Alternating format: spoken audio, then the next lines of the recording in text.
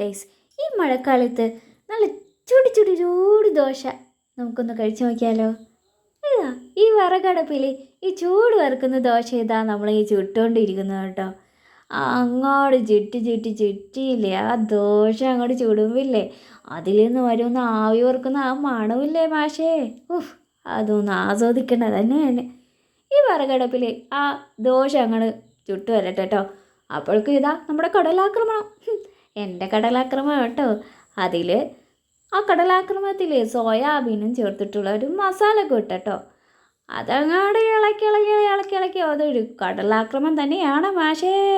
ആ കടലാക്രമണത്തിൽ ഞാനൊരു ഐറ്റം കൂടി ഒഴിക്കുന്നുണ്ട്, അതാണ് എൻ്റെ തേങ്ങാപ്പാൽ. ആ തേങ്ങാപ്പാലും കൂടി ഒഴിച്ച് വരുമ്പില്ലേ, എന്നാ സ്വാദിഷ്ടമായൊരു തേങ്ങാപ്പാൽ തന്നെയാണ് കേട്ടോ മാഷേ. അത് കഴിച്ചു നോക്കണത് തന്നെയാണ്. പിന്നെ നമ്മുടെ ഓട്ടോ ഓടിക്കുന്ന പോലത്തെ ഒരു ഓട്ട ദോശ, ആ ദോശ നിങ്ങളൊന്ന് കാണേണ്ടത് തന്നെയാണ് കേട്ടോ.